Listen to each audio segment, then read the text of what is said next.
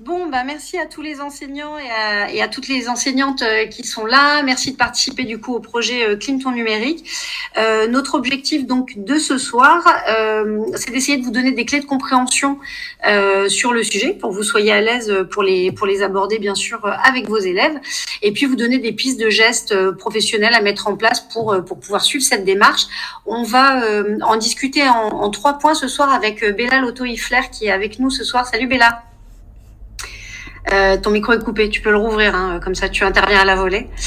Bella qui est une spécialiste, une grande spécialiste de la sobriété numérique. Coucou, ça y est, ton micro est ouvert. Bonjour à tous et à toutes. Pardon. Et l'idée, c'est donc ce soir en 3 points.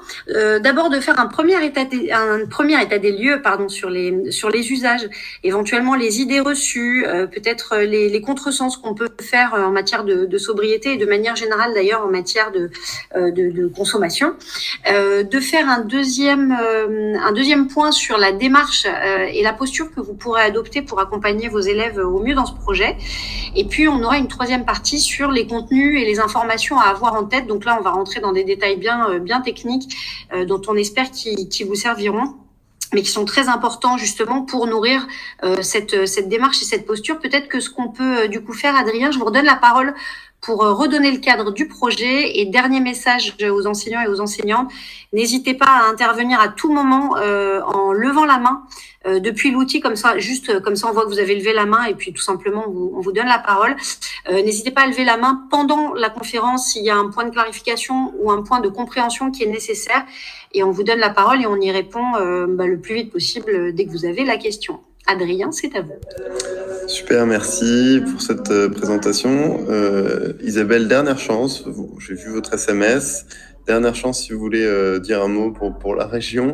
Je sais pas si ça marche, mais j'ai dû vous donner les droits. Bon, si ça marche pas, c'est pas grave. En tout cas, je vais présenter un tout petit peu le projet. Là, on est sur une masterclass qui donne le coup d'envoi de l'opération Clean ton numérique, qui est menée par la région Hauts-de-France, à l'initiative de la région Hauts-de-France. C'est-à-dire que des fois, quand on fait des projets comme ça, c'est nous qui disons à une collectivité, voilà un thème qui nous est cher, est-ce que ça vous intéresse de nous suivre sur une opération? Là, pour le coup, ce qui est intéressant, c'est que c'est plutôt la région qui nous a dit, en fait, autour de l'ENT, qu'est-ce que vous prévoyez autour de la sobriété numérique?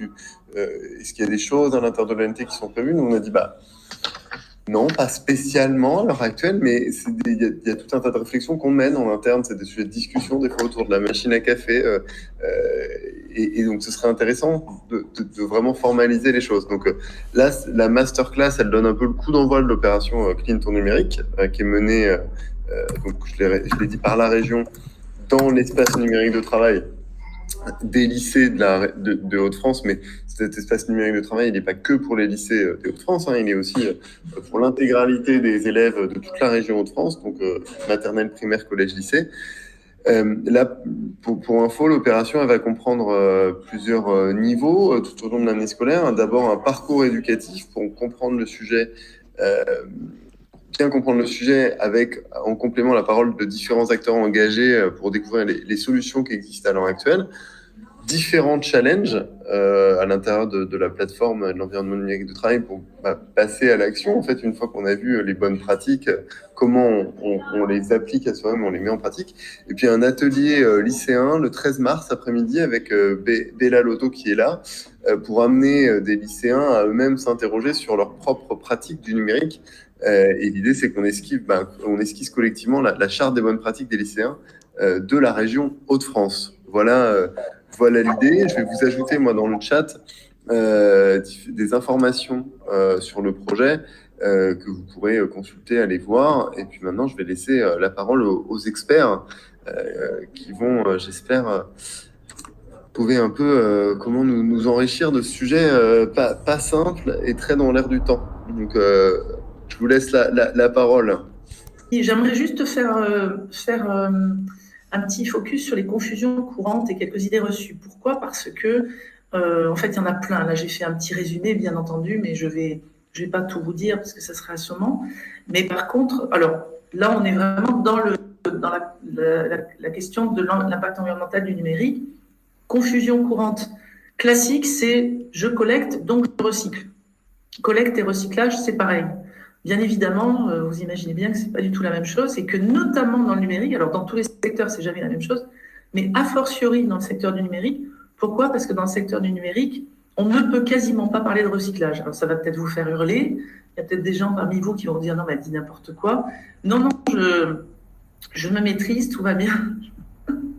C'est simplement qu'en fait, on ne peut parler d'économie, d'économie circulaire dans le numérique que si on parle de réemploi, et là on aura peut-être l'occasion d'en parler, de réemploi, de réconditionnement. Le recyclage est une infime petite partie, une infime possibilité dans le numérique, puisque, juste pour vous donner un chiffre, on a la moitié des éléments métalliques et métalloïdes d'un smartphone qui ne sont recyclables qu'à hauteur de 1%. Voilà, c'est dit, donc quelque part, ça devrait vous donner la petite idée de cette infime partie potentiellement recyclable. Donc ça, c'est fait.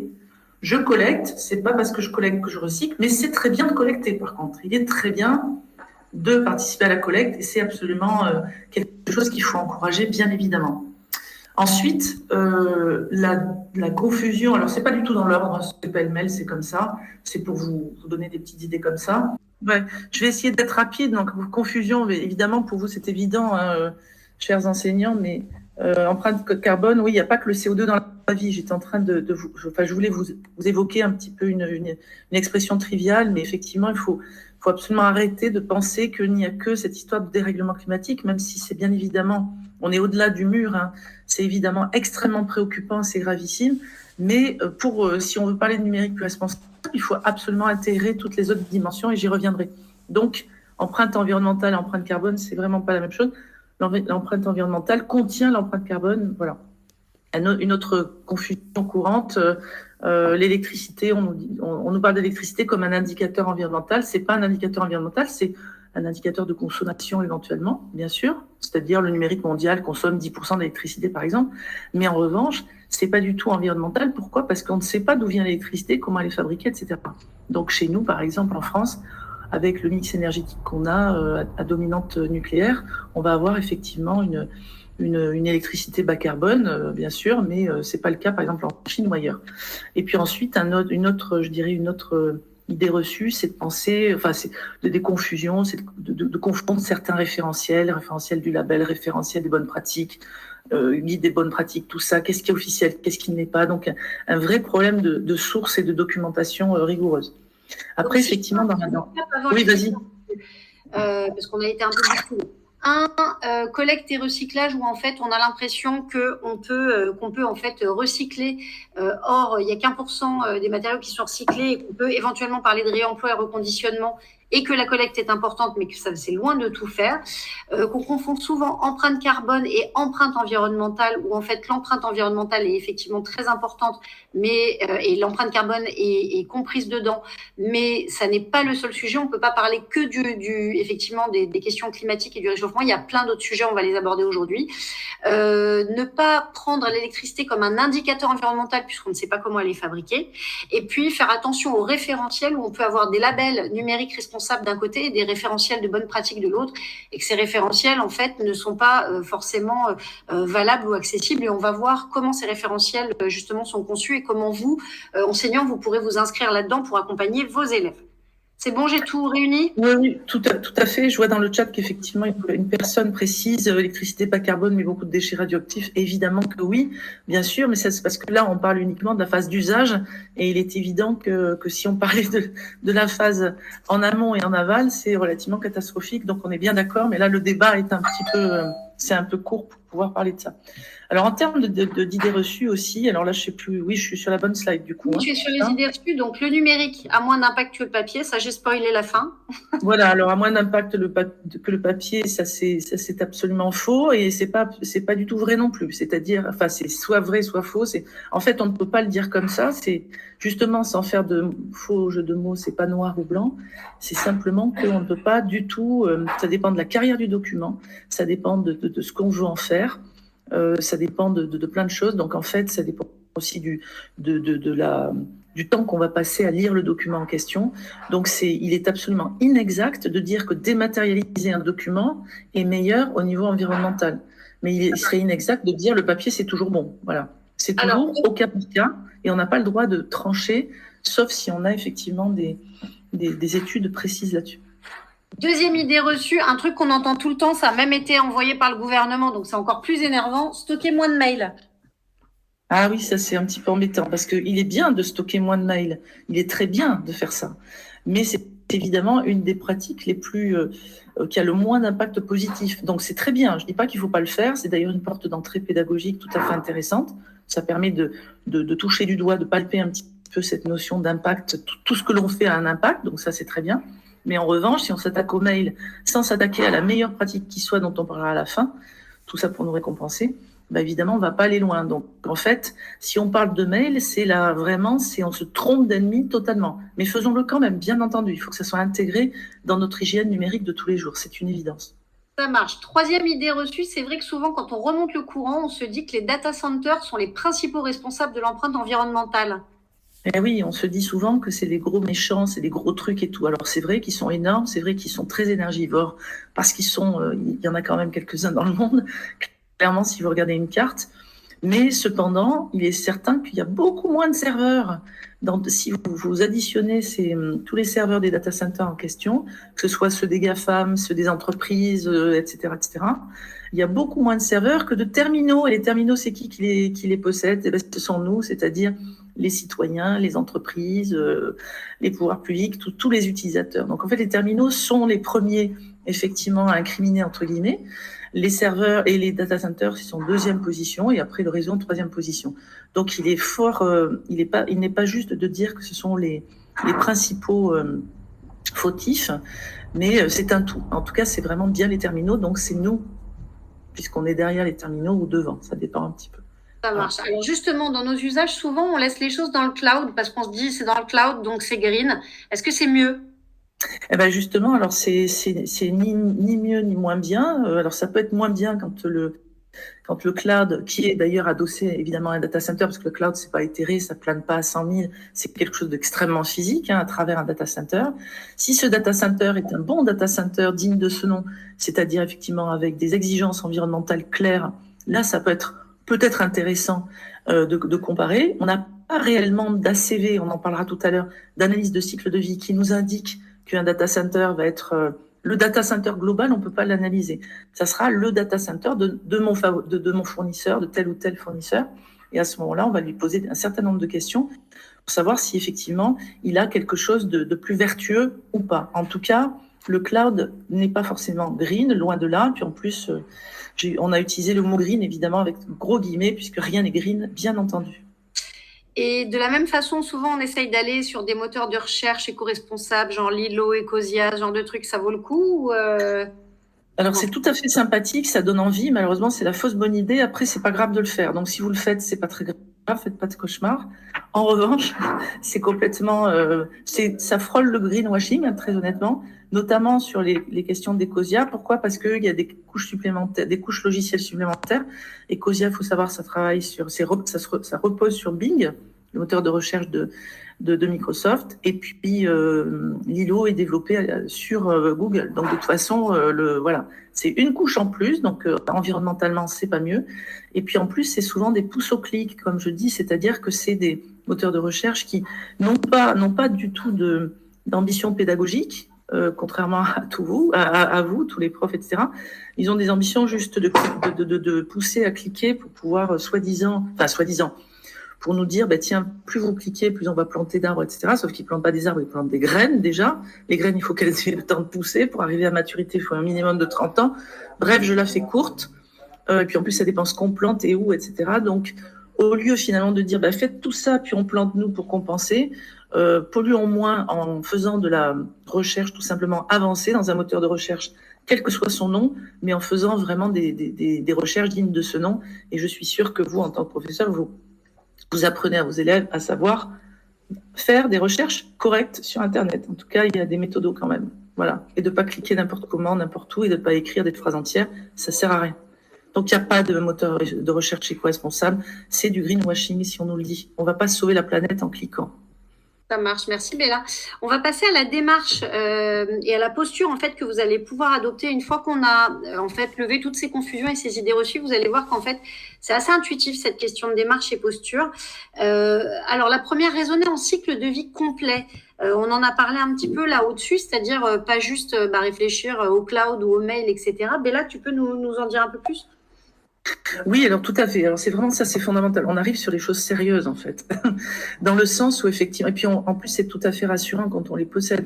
Il faut vraiment arriver, alors quel que soit le secteur d'activité qu'on analyse, hein, que ce soit numérique ou autre chose, c'est très important de tenir compte de l'amont, de l'aval, comme dirait l'ADEME, from cradle to cradle, c'est-à-dire du berceau à la tombe. Il faut considérer le service numérique ou le produit numérique dans sa totalité. Donc il est créé, il est ensuite utilisé et ensuite il meurt. Voilà. Alors, la bonne nouvelle du jour, c'est que contrairement à la vie humaine, un produit numérique peut avoir une deuxième vie. Donc ça, c'est plutôt bien, enfin, sauf croyances différentes. Après, ce qui est important, c'est que justement, considérer le cycle de vie complet, ça évite de faire des énormes bêtises et des énormes erreurs, notamment des transferts de pollution. Je vous donne un exemple. Si on prend l'exemple de la voiture électrique, on nous dit zéro carbone. Alors ça, c'est la magie absolue, hein. Zéro carbone. Alors c'est pas faux simplement. Et d'ailleurs, ils ont maintenant l'obligation de préciser en phase d'usage. Alors c'est écrit en tout petit à droite en bas, donc on voit pas. Et en fait, ils vont pas vendre leur voiture électrique en disant c'est hyper sale en étape extraction-fabrication. Et c'est très, très, très difficile de recycler les batteries. On va pas nous vendre des voitures comme ça. Le marketing pousserait sa gueulante. Donc, grosso modo, on fait des transferts de pollution si on ne considère pas le cycle de vie complet. Donc, on doit absolument, absolument penser à l'amont et à l'aval. C'est totalement fondamental. Sinon, on fait des erreurs très graves. Alors, intégrer la notion de limite, c'est quelque chose qu'on a vu beaucoup en fait sur tous les autres sujets, et notamment les ressources de manière générale sur Terre, où on parlait du fait qu'on ne peut pas vivre, en fait, on peut pas consommer de façon infinie dans un monde fini. L'intégrer la notion de limite dans le numérique, c'est aussi un sujet. Alors c'est un sujet d'autant plus important que nos appareils numériques sont effectivement fabriqués de choses qui sont pas renouvelables. Donc en fait, on n'a pas de numérique si on n'a pas d'énergie, mais on n'a pas de numérique si on n'a pas de ressources abiotiques, c'est-à-dire effectivement, en fait, si on ne fait pas appel aux ressources abiotiques, c'est autrement dit les ressources non renouvelables, et notamment les métaux. Donc les métaux, c'est éléments métalloïdes, donc c'est très important d'avoir cette notion de finitude, puisqu'on est en profonde tension sur ces ressources abiotiques, notamment alors à la fois géologiquement et à la fois en termes de criticité, c'est-à-dire c'est un concept un peu plus large qui évoque la question aussi géostratégique. Par exemple, tout le monde a entendu parler des terres rares, qui sont des métaux rares. Là, alors, les profs de physique-chimie qui sont peut-être là, ou ceux qui sont un peu férus, c'est le cas de le dire, sans faire de mauvais jeu de mots, pensent à leur table de Mendeleïev, c'est toute la classe des lanthanides et les tritium et scandium en plus. Ces terres rares, effectivement, elles sont difficilement exploitables, très peu mécanisables, super sales dans leur exploitation et dans leur dans tout ce qui est raffinement, etc. et du raffinage, pardon. Et du coup, on a vraiment sur un grand nombre de ressources abiotiques des problématiques absolument redoutables. Ce qui fait on a une tension dans le sens où le puits n'est pas sans fond, comme j'aime bien le dire, c'est-à-dire qu'on ne peut pas se servir comme ça, c'est pas buffet à volonté, puisqu'à un moment donné, il n'y a plus. D'ailleurs, Jules Verne en a parlé très très bien pour un certain nombre de sujets, et notamment les métaux. C'est bien de relire 2-3 pages intéressantes à ce sujet.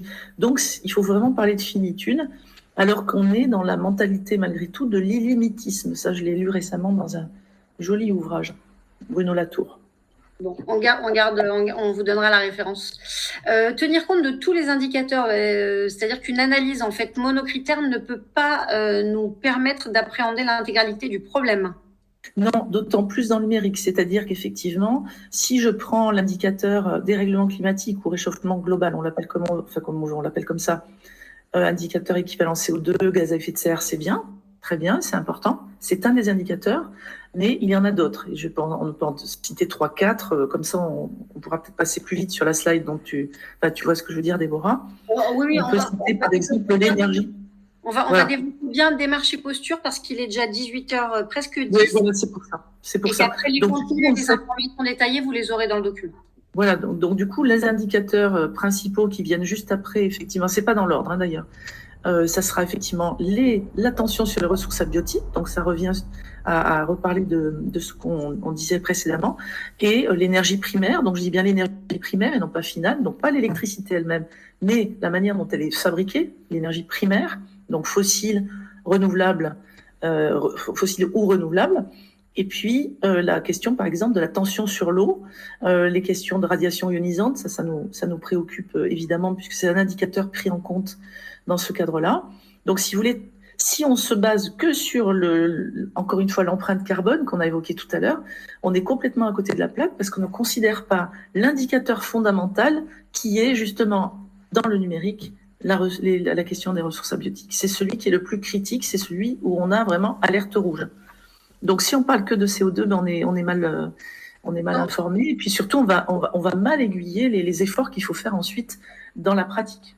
Sans compter, et là je vais skipper les effets rebonds et les effets indirects, je vais passer directement aux impacts humains, sociaux et sociétaux, puisque parmi les indicateurs, toute la dimension extractive se déroule dans des conditions de travail et des conditions de vie qui tiennent de l'esclavagisme. Absolument, effectivement, moi j'aime à le rappeler parce que c'est le parent pauvre de la question, c'est-à-dire que quand on parle de numérique, quel qu'il soit, et notamment de numérique responsable, cette responsabilité, elle inclut bien évidemment l'être humain, et surtout l'être humain qui a été là avant pour fabriquer nos propres machines. Donc l'extractivisme, notamment en Amérique latine par exemple, mais ce qu'on peut appeler l'extractivisme, donc le fait d'extraire vraiment dans des conditions absolument redoutables, totalement déraisonnées, déplace des populations, rend malade, engage des enfants, 40 000 enfants en République démocratique du Congo, par exemple dans les mines de cobalt notamment. Plein de choses comme ça, plein de dommages, mais pas seulement au niveau de l'extraction, au niveau de l'assemblage, par exemple, on peut citer la chaîne d'assemblage Foxconn, l'assemblage des iPhones, par exemple, et les Samsung Galaxy, mais notamment des iPhones, qui effectivement utilisent et exploitent des personnes qui travaillent 18 heures par jour, qui sont 8 à 10 dans une petite piole, qui sont quasiment enfermées, où c'est vraiment un régime militaire, c'est le terrorisme revu et corrigé après plus d'un siècle, revu et corrigé d'une manière encore plus drastique, et avec effectivement, vous imaginez, des revenus qui sont totalement indécents, donc avec des conditions de travail absolument redoutables. Donc on est effectivement proche de l'esclavagisme, et si on élargit le sujet, que ce soit dans tous les autres pays, tous les autres continents, et notamment africains, et latino-américains, etc., on est proche de l'esclavagisme et du néocolonialisme. Parce qu'on pille le sol, on pille le sol, il y aurait beaucoup à dire. Est-ce que je reviens du coup, alors ça c'est une dimension dont on parle très très peu quand on parle de sobriété numérique, on parle essentiellement effectivement de limitations en ressources abiotiques et finalement assez peu des impacts sociaux et sociétaux. Donc ça c'est un truc qu'il faut, je pense, garder en tête déjà parce que probablement vos élèves seront très sensibles aussi à cette dimension-là. On sait, à titre d'analogie, il y a beaucoup de gens, et on porte pas de jugement là-dessus, ni en bien ni en mal, qui se mettent par exemple au végétarianisme parce que la consommation de viande dans le nord, dans l'hémisphère nord, a des impacts extraordinairement importants sur l'hémisphère sud. Et on sait que beaucoup de jeunes mettent cette question-là en avant, souvent même avant la question de la souffrance animale elle-même. Et donc, je pense que par analogie sur le numérique, c'est des informations importantes à délivrer.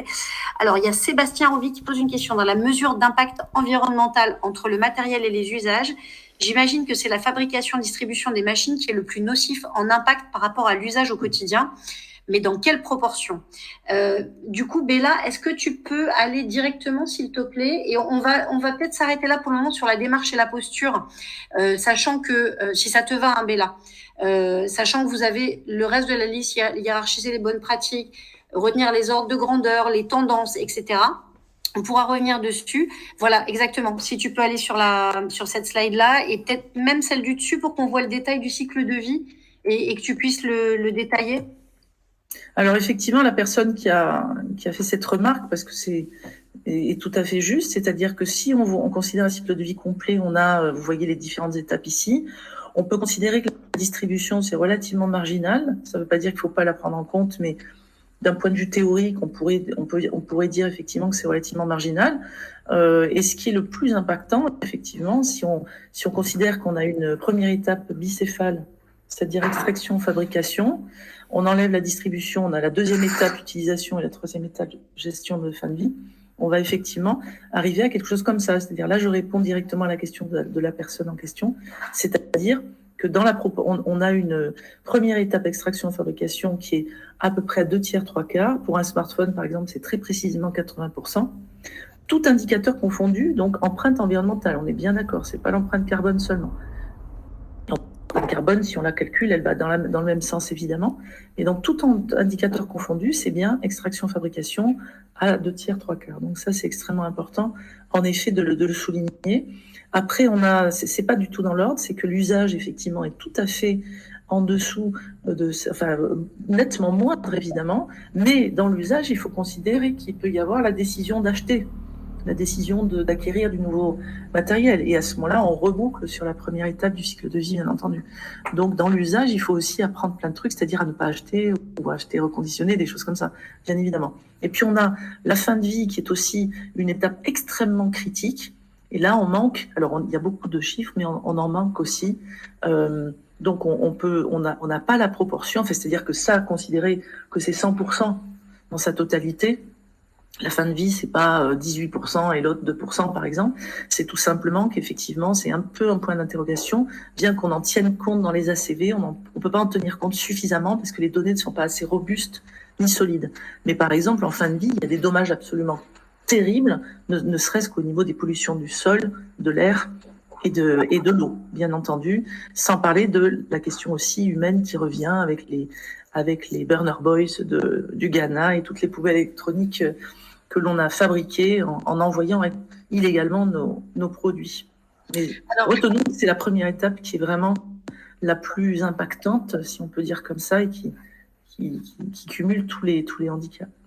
Merci Béla. Alors il y a Thomas Stefanchik, je ne sais pas si je prononce correctement, qui soulève. Alors l'idée c'est pas du tout d'avoir le débat maintenant, hein, c'est pas du tout l'objet de cette rencontre, mais c'est juste s'il y a eu une incompréhension quelque part, je voudrais qu'on la lève maintenant, c'est important.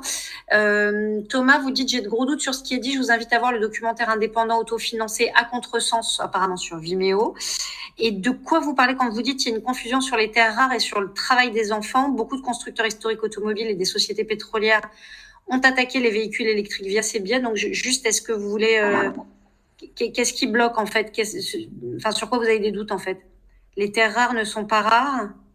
Ah, mais bien sûr, mais moi j'ai pas dit qu'elles étaient rares. Hein. Dans d'autres cas, on l'a dit, hein, pour rassurer le monsieur.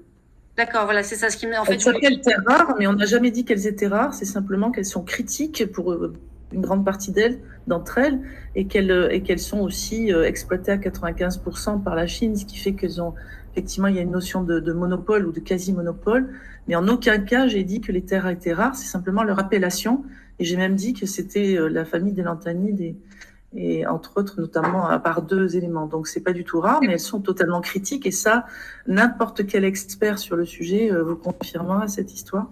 Ça notamment marche. Aussi en termes d'exploitation et d'industrialisation.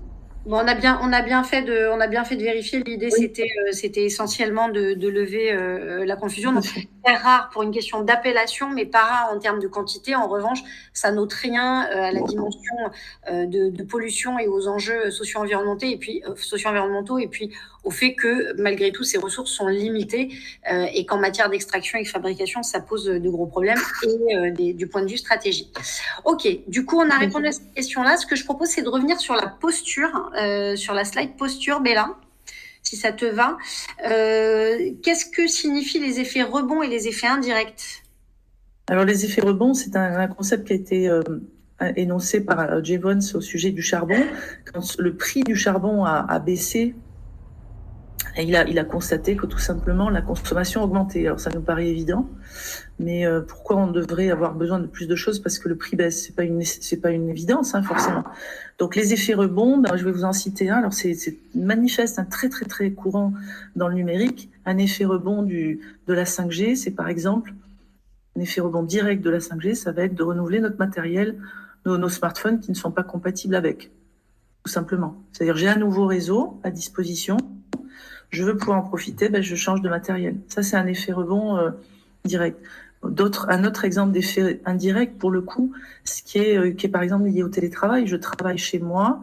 Alors, effet rebond direct du télétravail, c'est j'ai du matériel en double, par exemple, que mon employeur m'a mis à disposition.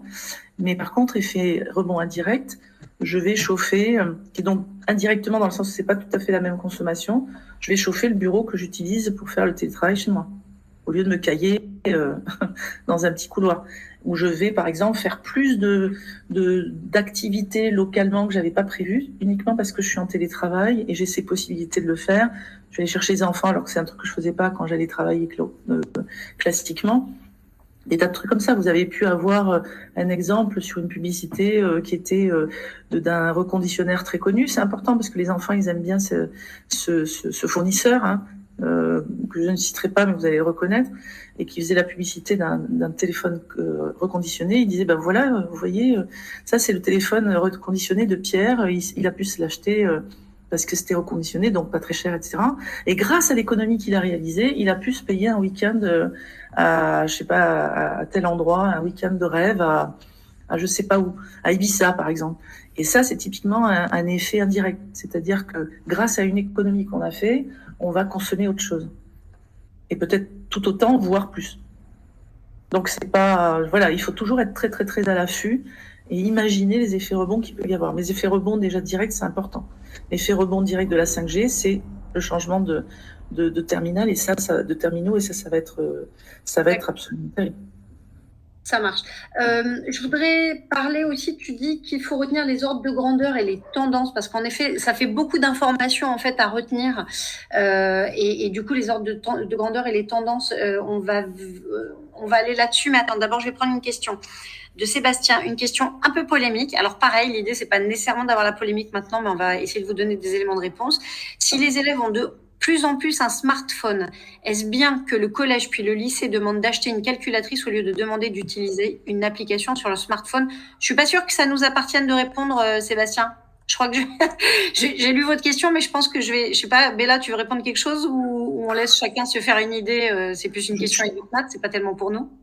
Je trouve que c'est une question intéressante. Je suis pas sûre de l'avoir tout à fait comprise, mais je pense qu'elle est intéressante. Est-ce que ça voulait dire que quand on a un smartphone, on a un couteau suisse, c'est-à-dire avec un plein en un, quoi, un 2 en 1, 3 en 1, 4 en 1, et du coup, pourquoi pas l'utiliser à fond? Mais c'est vraiment à détailler, c'est analysé, on mettrait beaucoup de temps, mais c'est pas inintéressant. Moi, je trouve ça intéressant. Merci, c'est intéressant les questions, qu'elles soient polémiques ou pas, Sébastien, c'est marrant, mais l'éducation, pour moi, il y a une position plus de l'éducation nationale, là, de l'académie. Il y a des gens qui sont là à l'académie, ils peuvent en dire un mot. Probablement, je pense que c'est un positionnement. Moi, personnellement, j'ai aucun choc, aucun problème avec ce que les élèves utilisent leur calculatrice de téléphone, vu que moi-même, je le fais. Donc, et je pense qu'on est très nombreux à le faire. Donc, après, il y a sûrement une posture éducnate là-dessus, en tout cas. Le problème, c'est que ça met probablement entre les mains. Enfin, on va peut-être laisser répondre. Je vois plein de gens qui écrivent. Vous préférez pas prendre la parole? En fait, ils peuvent pas tous, parce que je pense qu'il y en a qui, je sais pas si à chaque fois, est-ce qu'ils peuvent tous? Je pense qu'ils peuvent tous, en fait. Ouais, il y en a qui sont timides. Est-ce qu'il y a des gens de l'académie qui ont envie de s'exprimer sur le sujet? Il y a des gens de l'académie qui sont là. Mais après, Anne-Bernard Vampouille dit, moi, je suis pas du tout pour. C'est un moyen pour eux d'aller sur leur smartphone et il n'y a plus de limite. Après, moi, c'était la limite que j'y voyais aussi. Je suis assez d'accord aussi, honnêtement. Mais c'est un point de vue, en effet. C'est le risque après, quid d'une posture de responsabilisation sur l'usage et tout. Mais après, on sait qu'il y a une dimension addictive aussi. Et le principe de l'addiction, c'est que ça se résout pas seulement avec une posture éducative, quoi. C'est que nécessairement ils vont surfer. Sébastien, est-ce que tu veux vraiment, pardon pas Sébastien, Adrien, qu'on ait la discussion maintenant ou est-ce qu'on essaye de dérouler sachant qu'il est 18h25? Allez-y, déroulez. D'accord.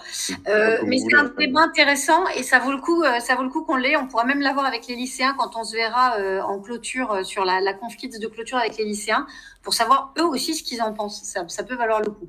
Donc je vous propose qu'on revienne sur les ordres de grandeur et les tendances et on terminera probablement par ça. Bella, est-ce que tu peux justement aller sur la 13e slide et essayer de commenter un petit peu les chiffres clés et les ordres de grandeur pour qu'on ait en tête un petit peu les points clés sur lesquels il faut agripper. Alors effectivement, quand je disais qu'il faut faire attention et garder plutôt les ordres de grandeur il faut pas s'attacher aux virgules. Pourquoi? Parce que dans cette discipline numérique responsable ou ex-Green IT, bon, d'abord elle est très jeune, elle a tout juste 15, 17, 18 ans déjà. Et puis deuxièmement, il faut pas se battre sur la virgule, ça n'a strictement aucun sens. Des études montrent que effectivement on est à 2,5% d'émissions de gaz à effet de serre. C'est plutôt les études. Attendez, je me suis trompée de slide, je crois. Non, c'est bon. C'est des études plutôt anglo-saxonnes. Et puis en France, on est à 3,8 selon certains experts.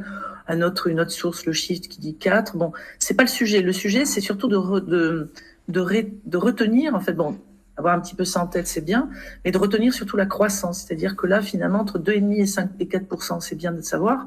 Mais surtout, ce qui est important, c'est que c'est le secteur qui croît le plus vite en termes d'émissions de gaz à effet de serre. Et c'est ça qui est le plus alarmant, c'est que c'est celui qui va le plus vite. Donc, c'est vraiment alerte aussi. Donc, c'est le plus rapide. Après, voilà, ne pas retenir, on s'en fout de retenir à la limite 175 zeta-octets, c'est le poids de la datasphère annuelle. C'est pas ça qui est important. Ce qui est important, c'est de voir effectivement la courbe de la croissance. Vous voyez bien que là, c'est effectivement une explosion en vol du nombre de données. On ne fait que générer des données sans arrêt. Et là, on le fait en ce moment pendant qu'on se parle.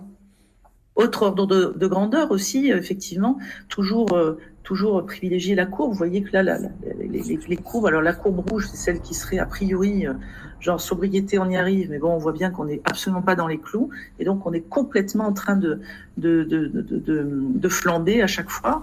Donc là, on peut retenir que c'est à peu près autour de 4,5, 5% de l'énergie primaire mondiale.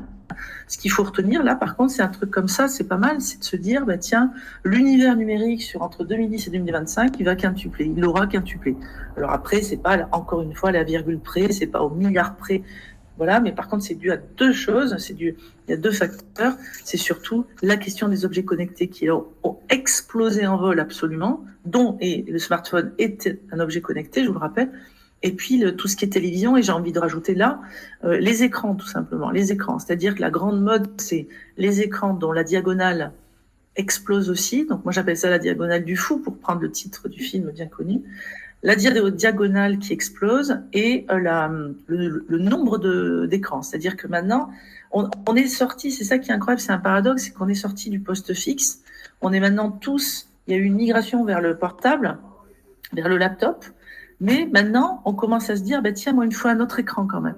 Donc, en fait, la nouvelle tendance, c'est, depuis déjà quelques années, mais là, ça se voit dans les entreprises, c'est on a un ordinateur portable, mais on veut plus ou moins tous, en tout cas, un écran supplémentaire. Donc, le volume des écrans a explosé, la diagonale a explosé, et on a des écrans absolument partout, vous le savez, dans tous les établissements, dans toutes les villes, à l'extérieur, dans tous les magasins. Il n'y a pas un seul endroit où on n'a pas des écrans, on en a même dans le train pour voir une image fixe, quoi. Enfin, je veux dire, c'est un truc quand même assez incroyable. Donc, on a vraiment, ce qui est important vraiment, c'est de garder des chiffres concernant l'énergie primaire, quelques chiffres concernant cette croissance incroyable des gaz à effet de serre, la croissance de l'univers numérique. On est à peu près en globalité, en moyenne, à 8 équipements connectés par individu au niveau mondial. Et vous vous rendez compte, c'est une moyenne. Ça veut dire qu'effectivement, il y a des pays où on en a 0,5 ou 0, et puis des pays comme les États-Unis ou l'Australie ou tout ça, où on est à 25, 30 par personne, quoi. Nous, on est en France, on est entre 11 et 13. En moyenne mondiale, c'est 8. Donc, on est vraiment en inflation galopante du nombre d'équipements, et notamment du nombre d'équipements connectés. Donc, c'est très préoccupant, il faut le dire, parce que ça se fabrique tout ça. Hein. On en revient à la première étape du cycle de vie, ça se fabrique. Alors, on arrive en fait déjà au terme dans quelques instants en fait de cet échange.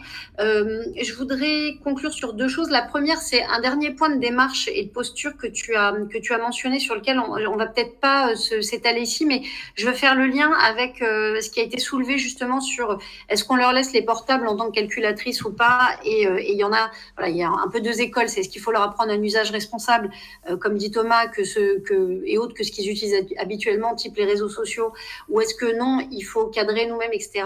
C'est très en lien avec ce que tu dis sur développer le sens critique, et en fait être capable en fait de se mesurer soi-même. Et une fois qu'on a posé les questions de cycle de vie complet, de limites, etc., qu'on a posé tous ces indicateurs, leur permettre peut-être justement d'aiguiser leur sens critique sur la question, d'autant plus qu'il y a une incertitude puisqu'il n'y a pas aujourd'hui de consensus terminologique, et que tu dis les données ne sont pas autoportées, il n'y a pas vraiment de cadre qui nous permettent des mesures, c'est pas le GIEC en fait, il y a pas de GIEC de la sobriété numérique, et donc c'est problématique parce que ça donne pas un cadre spécifique, structurel qui nous permette à tous, grâce à ce consensus, d'avancer.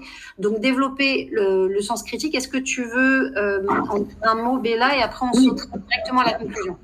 Oui, tout à fait. Je veux bien rajouter une chose par rapport à ça. C'est vrai qu'on n'a pas de GIEC du numérique responsable, c'est clair. En revanche, on a effectivement fait de grands progrès. Quand je dis retenir et qu'il y a des notions d'incertitude et tout, c'est que c'est en soi la discipline qui est très complexe. En revanche, parce qu'on se base tous sur des ACV, donc c'est très complexe à faire. En revanche, il y a de grands progrès qui ont été faits. Et en France, on a par exemple l'ARCEP, ADEME, qui sont là pour effectivement nous produire des rapports qui sont de plus en plus rigoureux, de plus en plus solides, etc. Donc, on fait de grands progrès. La grande inconnue encore, c'est quand même de l'ordre pour le service numérique, pour les appareils, etc. On a des chiffres très beaucoup plus précis, etc. depuis déjà un certain temps. Le service numérique, c'est vraiment encore un petit peu, c'est en évolution, mais on a des formidables programmes qui viennent de sortir, des programmes de recherche, je veux dire, qui commencent à nous donner de plus en plus d'éléments. Donc voilà, mais il faut être très très prudent, comme tu l'as dit, mais par contre ça va dans le bon sens, et puis l'ARCEP, ADEME, les deux structures sont là pour justement avancer sur ces sujets-là. Et je voudrais juste un dernier mot, et c'est le cas de le dire, je trouve que ce qui est très important aussi, et surtout pour le personnel encadrant et les enseignants que j'admire beaucoup par ailleurs, et qui ont un rôle magnifique à jouer dans notre monde et dans notre société, c'est le fait effectivement de faire hyper attention aux mots. Alors, je ne veux pas vous faire de leçons, c'est pas ça du tout, mais dans ma discipline, j'estime qu'il faut éviter de parler de vert. Je trouve que c'est une ineptie, c'est pas bon de parler de numérique vert, de parler de green, je pense que c'est une erreur, de parler de zéro quelque chose, zéro déchet, zéro machin, zéro carbone, ça n'a strictement aucun sens, parce que sinon c'est faire fi de tout ce qu'on a dit avant. Et puis voilà, sinon on participe, on cite la branche sur laquelle on est assis, on se tire une balle dans le pied, on peut se dire aussi plein d'autres expressions. C'est très très important de faire attention aux mots, parce que sinon ça fait croire qu'effectivement on peut dire vertueux, c'est beaucoup mieux. Merci Béla. Alors il y a un nouveau débat qui s'ouvre, et on va pas rentrer dedans parce qu'on n'a plus le temps, qui est comment on accompagne effectivement les élèves dans l'utilisation d'un outil qui de toute façon fait aujourd'hui partie de leur vie. Donc l'idée c'est pas du tout de supprimer, mais comment on fait pour que l'usage soit conscient, éclairé, etc. Donc on ne peut pas rentrer dans ce débat-là aujourd'hui, mais c'est un débat intéressant parce que ça pourrait même ouvrir la question de cours ou d'ateliers au sein des structures de l'éducation nationale pour justement accompagner et co-apprendre, comme dit Christine. On est bien d'accord. En conclusion, en une phrase, parce qu'il est 32 et qu'on s'était promis de finir à 30, l'information essentielle pour aujourd'hui, c'est il faut allonger la durée de vie de son matériel pour toutes les raisons qu'on a mentionnées. La question de la hiérarchisation des bonnes pratiques et les bonnes pratiques dans leur ensemble, seront vues en fait dans le détail avec les lycéens et Béla et vous le 13 mars. Béla, est-ce que tu veux donner un mot de la fin avant qu'on se quitte? Et Adrien, est-ce que tu as quelque chose à mentionner avant qu'on se quitte? Vas-y Béla. De mon côté, oui, je voudrais insister sur le fait qu'évidemment qu'on verra en détail les bonnes pratiques, parce qu'il y en a plein. Alors, il y en a qui parlent d'éco-gestes, etc. On peut parler de bonnes pratiques comme on veut, de meilleures pratiques en tout cas. Mais j'attire votre attention sur effectivement le fait qu'il y en a une seule, en tout cas, il y a un seul objectif à atteindre, c'est celui d'allonger la durée de vie du matériel et de se concentrer sur les moyens pour y parvenir. Il y en a plusieurs, il y en a de multiples. Mais vraiment, si on parle de tout sauf de ça, on est complètement à côté du sujet. Donc vraiment concentrer tout notre dynamisme et notre envie de faire avancer les choses sur l'allongement de la durée de vie du matériel. C'est fondamental, sinon on ne peut pas comprendre le sujet. Il faut éviter de solliciter cette première étape du cycle de vie comme on l'a vu. C'est noté. Merci beaucoup, Bella. Merci à tous les enseignants et enseignantes qui ont participé. Vous avez l'adresse du blog, Adrien, vous avez mis l'adresse du blog sur les discussions. On vous fera donc parvenir le document que vous avez eu en partage d'écran qui sera beaucoup plus détaillé avec beaucoup plus d'informations. Et puis voilà, ma foi, on se retrouve du coup le 13 mars avec vos lycéens. Bonne soirée à toutes et bonne soirée à tous. Merci, bonne soirée à tous. Bonne soirée. Merci beaucoup. Merci Déborah et merci Bella pour Merci. ces informations. Merci, bonne soirée. Bonne soirée.